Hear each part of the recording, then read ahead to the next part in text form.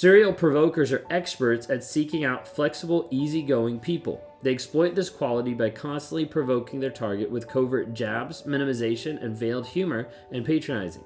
The targets will attempt to avoid conflict by remaining pleasant, choosing to forgive, and excuse his behavior in favor of maintaining harmony. But the serial provoker will continue to aggravate the target until they finally snap. This is where a lot of times you see reactive abuse, when you respond in such a negative way that it looks abusive because no one else sees like those small jabs for the entirety of the time. Did you realize that some of your responses might be manufactured by the narcissist in your life? That some of the things that happen in your life, the emotions, the feelings that pop up, and what happens after that might be a scripted out, almost like plan from the other person? One of the things people don't realize is being with a toxic person, being with a narcissist, produces a lot of emotions that don't always inherently come from you. Not necessarily that you don't have these emotions, but the other person is actually poking and prodding and pushing you to respond and react a certain way. So today we're going to touch into a little bit on the lines of reactive abuse, but mainly talking about this aspect of how narcissists manipulate your emotions and use them against you. Use them and twist them around. If while we're going through this, you start to resonate or you connect with a piece of this, leave a comment down below to let people know that they're not alone. That they're not alone in thinking that this is only happening to them. That this is only happening to you. Share this with someone as well. If you guys haven't already, like and subscribe to be able to hear more narcissistic content. And if you guys don't know who I am, my name is Ben Taylor. I'm a self-aware narcissist on this channel to provide awareness about narcissistic abuse. The founder of Raw Motivations, the creator of the NARC app, and your guide in the 45-day Clarity Challenge that you can access at claritychallenge.net to help break the rumination, the trauma bond, and ultimately get free mentally and emotionally from the toxic person. Well, today one of the books that we're going to be looking at that I've touched on a bunch is Psychopath Free.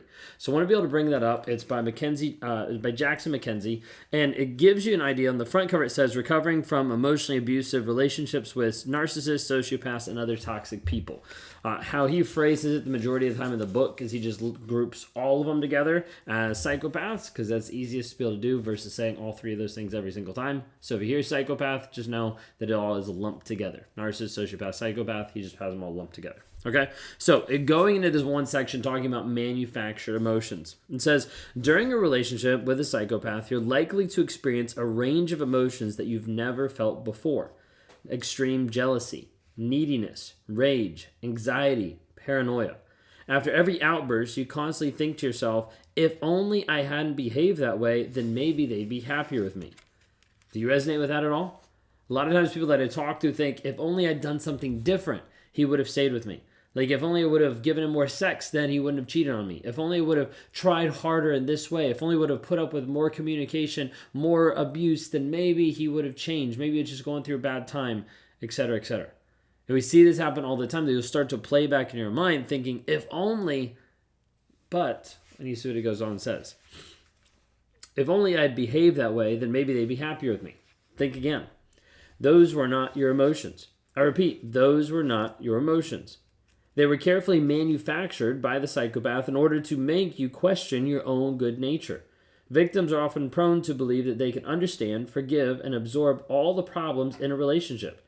Essentially, they checkmate themselves by constantly trying to rationalize the abuser's completely irrational behavior.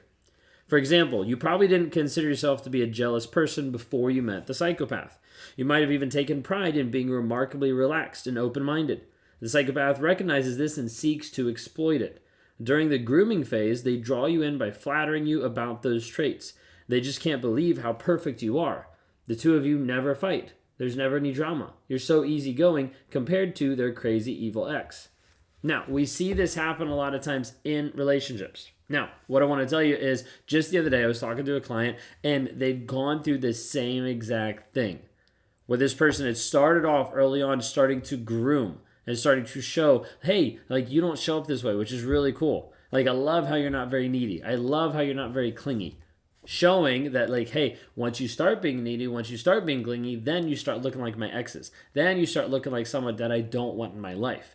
So the narcissist was slowly training this other person of like, hey, you need to fit in this mold by praising the thing that they didn't want. It's a very unique way to be able to do it, but it is a grooming technique to try to make you comply and make you act a certain way. But behind the scenes, something else is going on. Psychopaths become bored very easily, and the idealization is only fun until they have you hooked. Once that happens, these strengths of yours become vulnerabilities that they use against you. They begin to inject as much drama into the relationship as they possibly can, throwing you into impossible situations and then judging you for reacting to them. Most people would agree that jealousy is toxic in a relationship, but there's a huge difference between true jealousy and a psychopath's manufactured jealousy. Take a look at the following two exaggerated conversations. Case number one. The boyfriend says, "Hey, my old high school friend is coming into town if you'd like to meet her." The girlfriend, "No, why do you need other female friends? You have me." In this case, the girlfriend truly seems to have some jealousy issues that need to be addressed. Assuming the boyfriend hasn't abused her in the past, this is an inappropriate display of jealousy. Now, case number two. Both these are exaggerated, remember. Boyfriend says, "My ex is coming into town. You know, the crazy, abusive one who's still completely obsessed with me." "Oh, I'm sorry to hear that." The boyfriend says, "We're probably going to meet up later for drinks. She always hits on me when she drinks." "I'm confused. Could we talk about this in person?" "What, you have a problem with it?" "Nope," the girlfriend replies, "No problem. I guess I was just a little confused since you said she abused you. But I hope things go well. It's nice when exes are able to be friends." The boyfriend says, "Wow, you're so jealous sometimes." Girlfriend says, "I'm sorry, I'm not trying to be jealous. I was just confused at first." Boyfriend said, "Your jealousy is ruining our relationship and creating so much unnecessary drama." The girlfriend says, "I'm sorry, we don't have to talk about it in person. I really didn't mean to come across that way." Boyfriend says, "It's fine. I forgive you. We'll just have to work through your jealousy issues." Now, what I want you to be able to hear just from the example is, in this case, it did three things. One, he put his girlfriend in an impossible situation that would make any human being jealous, especially if you're talking about how much his ex loves him. Did you kind of catch that? Number two, accused her of being jealous even though she tried to respond reasonably. And number three, played good cop by offering to forgive her for a problem that he created in the first place. This places him in the favorite role of teacher versus student. Like, we see this more and more in relationships where the person is slowly teaching and grooming and manufacturing the response of another person. This puts the narcissist in power and control. Like, sometimes I would do this, like pitting people against each other in triangulation, but like using it to be like, whoa, like I'm going to pull back, and they'd be like, what did I do? And like going back and forth, like so many different tactics that I would use to try to manufacture the emotions that I would get from other people. Really toxic. I'm not saying it's a good idea. I'm just saying that has been a part of my past. What you need to understand is that a lot of times a narcissist will do whatever it takes to try to get you on the defensive, to get you on the opposite side so that you're trying to come back to them, so that you're trying to beg for them, that you're trying to apologize to them for something that they created. Now, this helps the narcissist feel in power and control over you, but also helps them feel like they didn't do anything wrong. That just puts them in a place where you're always the one apologizing, and then they're like, why would I need to apologize? Like, you keep hurting me. Always like the victim, like playing like the drama role, all those kind of things. So another piece I want to talk about here, this is the serial provoker. This kind of touches in a little bit into reactive abuse. Serial provokers are experts at seeking out flexible, easygoing people. They exploit this quality by constantly provoking their target with covert jabs, minimization, and veiled humor and patronizing. The targets will attempt to avoid conflict by remaining pleasant, choosing to forgive, and excuse his behavior in favor of maintaining harmony. But the serial provoker will continue to aggravate the target until they finally snap.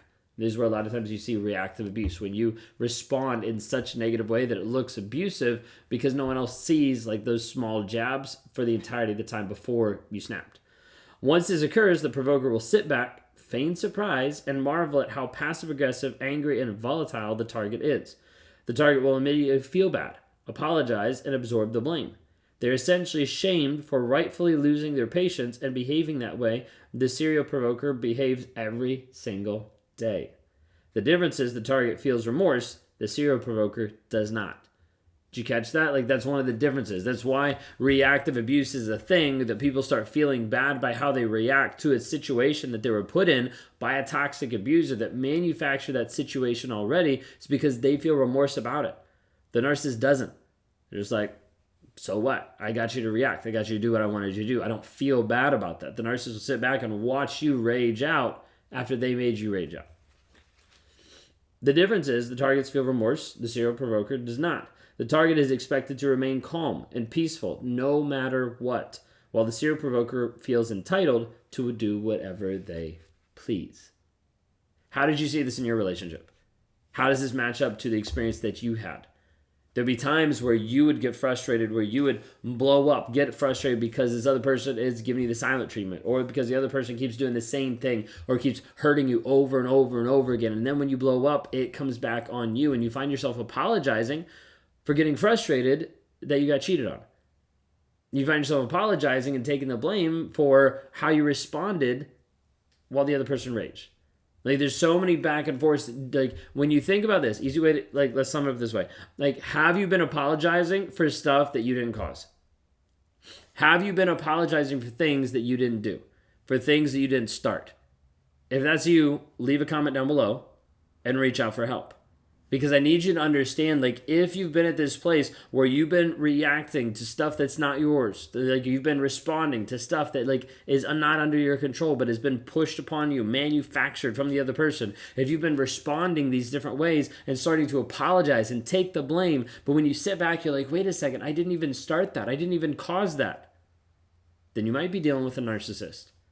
It'd be a good time to have us start looking at the trauma bond, help you break free, not just from that person, but from mentally and emotionally, the toxicity that's actually going on inside that relationship.